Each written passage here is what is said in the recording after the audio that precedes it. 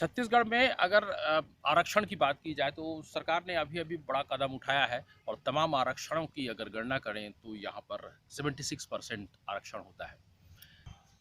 आरक्षण को लेकर के एक असमंजस की स्थिति है। वो स्थिति ये है कि सामान्य वर्ग ऐसे नेताओं को वोट देता है जो इनसे मांग करते हैं वोटों की, और वही नेता जब चुने जाने के बाद आरक्षण की हिमायत करते हैं और आरक्षण देते हैं उन लोगों को जो सामान्य वर्ग के खिलाफ जा रहे हैं।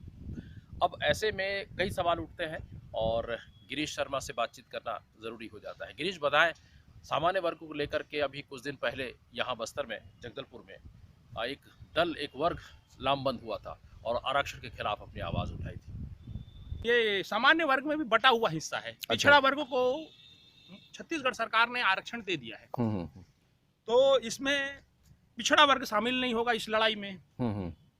तो उनको हिस्सा फिर भी सामान्य वर्ग बहुत ही कमजोर और बहुत छोटा हो जाएगा, क्योंकि पिछड़ा वर्ग अलग हो जाएगा। तो वो सामान्य वर्ग की सीट है, क्योंकि पिछड़ा वर्ग और सामान्य वर्ग को एक ही श्रेणी में रखा जाता है। इसीलिए छत्तीसगढ़ में 51 सीटें विधानसभा की सामान्य वर्ग के पास है। बिल्कुल बिल्कुल। लेकिन उसमें पिछड़ा वर्ग को अलग नहीं करने को आरक्षण दे देने के कारण ये जो सामान्य की लड़ाई है उसमें पिछड़ा वर्ग तो अपने आप अलग हो गया है। बिल्कुल, तो सामान्य वर्ग बहुत कम बनता है, लेकिन उनको अपनी ताकत बिल्कुल दिखानी चाहिए ताकि वो अपने हक की लड़ाई लड़ सके। बिल्कुल।